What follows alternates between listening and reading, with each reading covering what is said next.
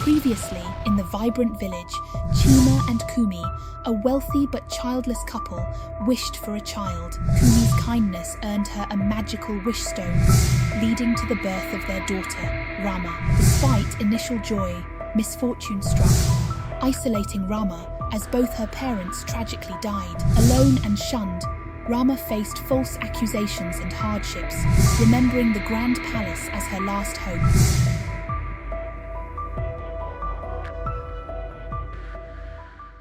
Rahma was devastated by the false accusations and the cold stares from the palace staff.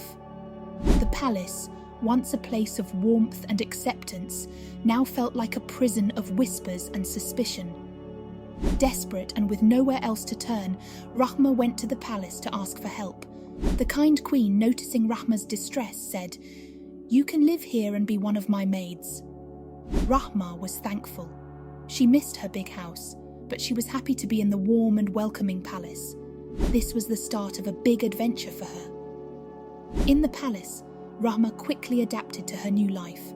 Every day, she helped around with a smile and a kind heart.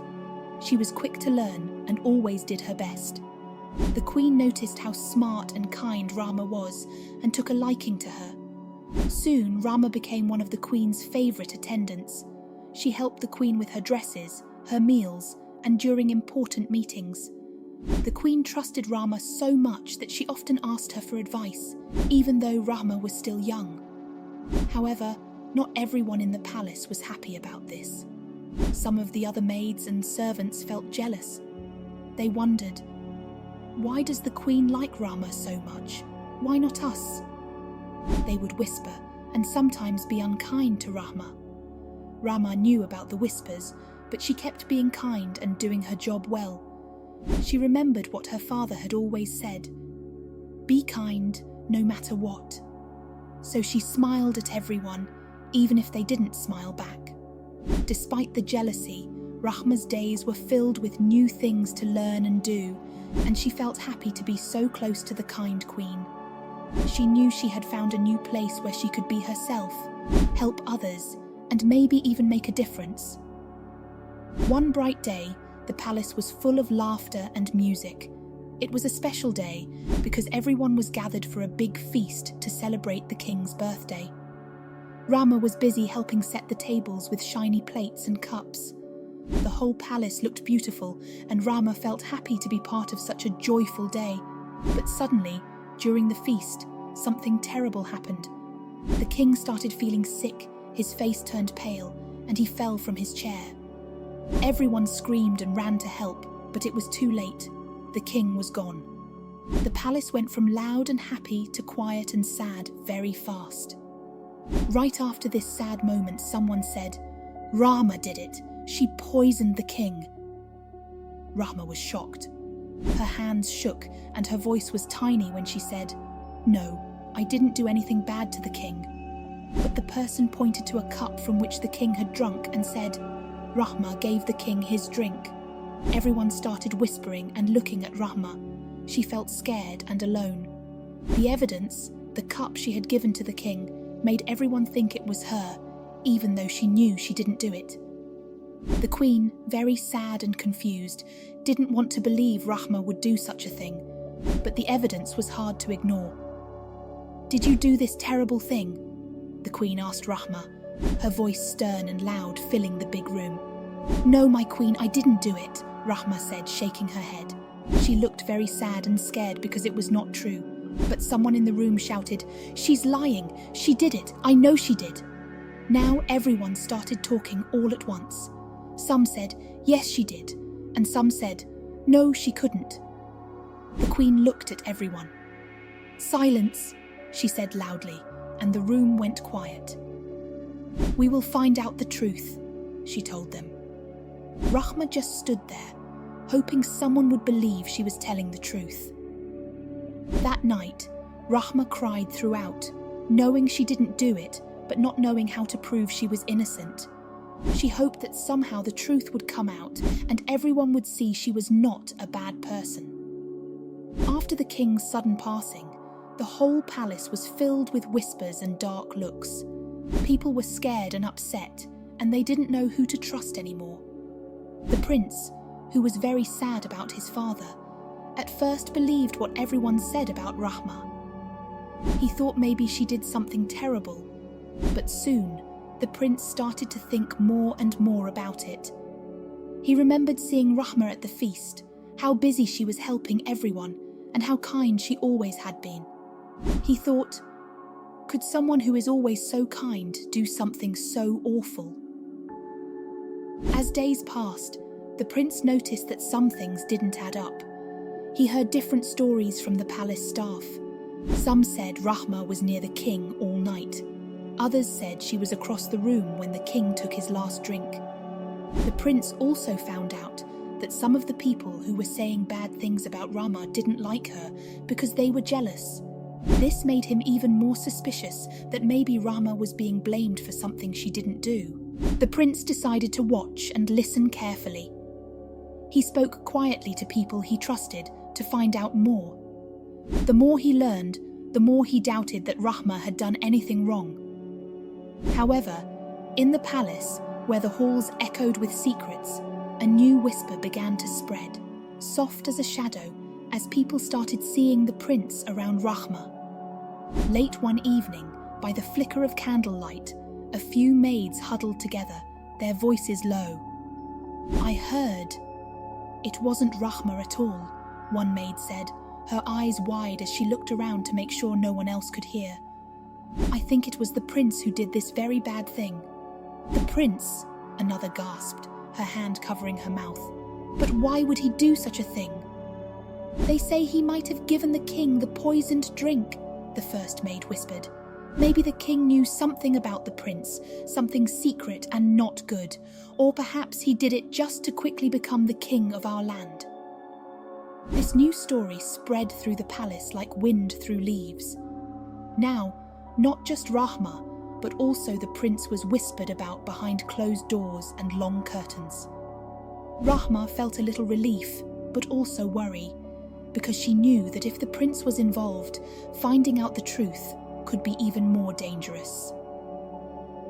Meanwhile, the prince walked through the palace, his face calm and royal, but his eyes flickering like he had a storm inside him. Now everyone in the palace was watching, waiting, wondering what really happened to the king and who in the palace was not what they seemed.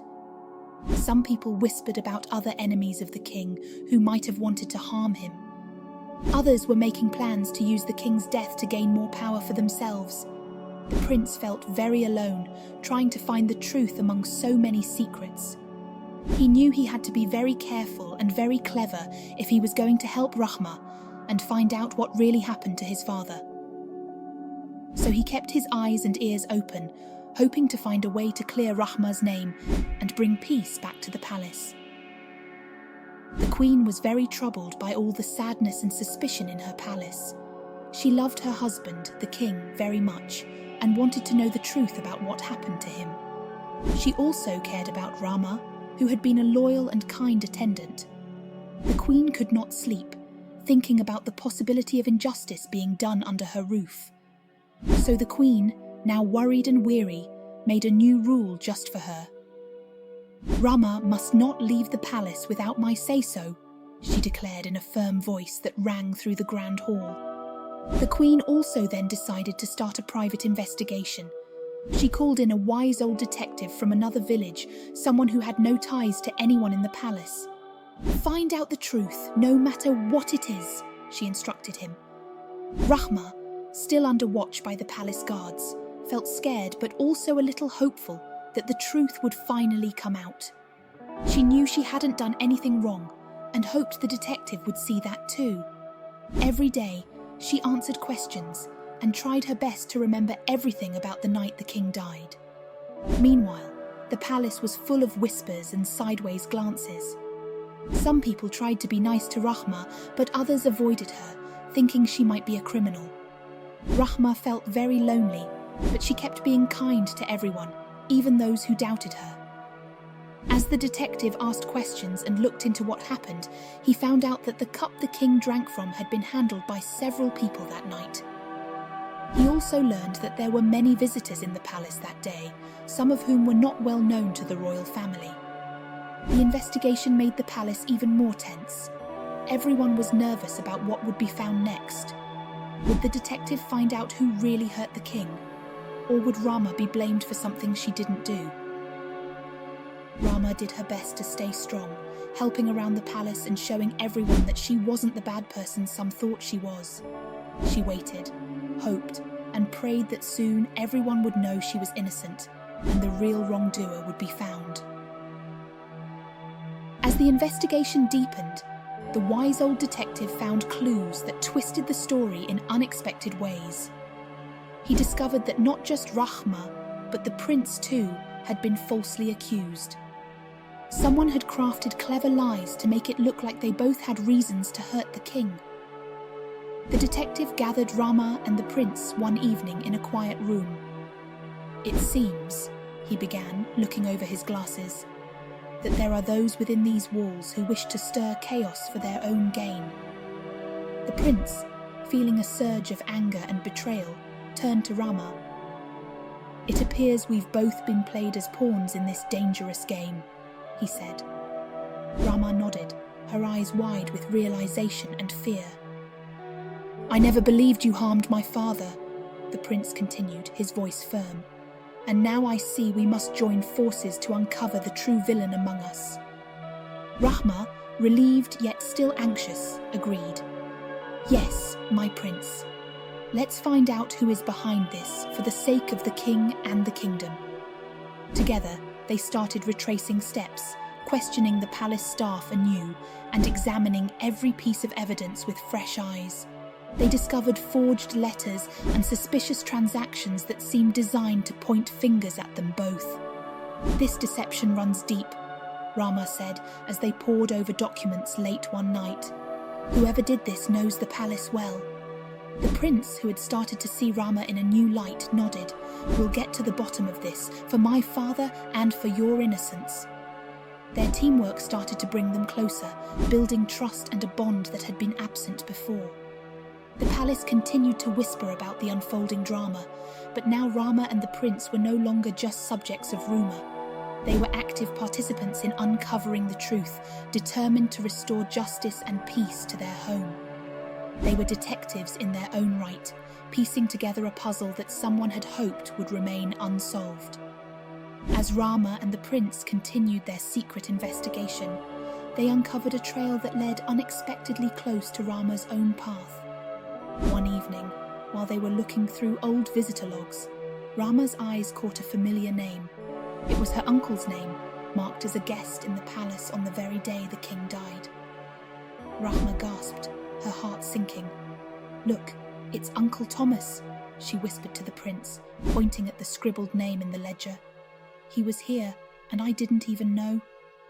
The prince leaned closer, his brow furrowed. "Your uncle? The one who took everything from you after your parents?" His voice trailed off as he put the pieces together. "Yes, that's him. He's the only family I have left, but he's never been kind to me. He took everything when my parents went to the stars," Rahma explained, her voice tinged with sadness and a growing sense of betrayal. "Why would he be here, and on that specific day?" The prince pondered aloud, tapping the logbook with his finger. Determined to find out more, Rahma and the prince decided to pay a visit to Rahma's uncle under the guise of reconnecting family ties. When they arrived at his large, gloomy house, Uncle Thomas greeted them with a smile that didn't quite reach his eyes. "My dear Rahma, what a surprise to see you here, and with the prince no less," Uncle Thomas said, his voice smooth like honey but with a slight edge. "We were just in the neighbourhood, Uncle. Thought it would be nice to catch up," Rahma said, forcing a smile as she tried to look around the room for any sign of his involvement in the king's death. As they talked, the prince carefully steered the conversation towards the day of the king's feast. "It must have been quite the event at the palace that day. I heard you were one of the guests," he said casually, watching Uncle Thomas closely. Uncle Thomas stiffened slightly, his eyes darting away before regaining composure. "Oh yes, quite a day. Terribly unfortunate what happened to the king," he replied, his voice a bit too casual. Rahma and the prince exchanged quick glances, their suspicions growing. The air felt heavy with unspoken truths. Before they left, Rahma managed to slyly swipe a small book she noticed peeking out from Uncle Thomas's coat pocket while he fetched them drinks. It was a diary with dates and notes that might just hold the clue they needed. Back at the palace, Rahma and the prince pored over the diary. It was filled with plans and meetings that hinted at Uncle Thomas's deep envy and greed. He had not only taken Rahma's inheritance, but now they discovered his ambitions reached even darker depths.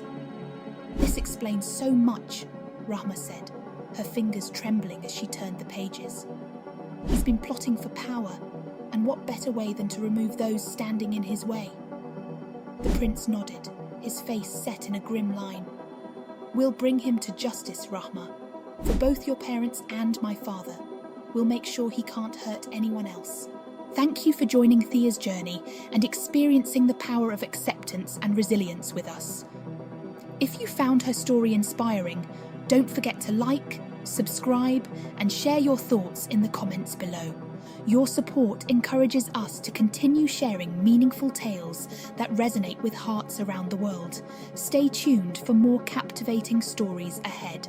Until next time, farewell.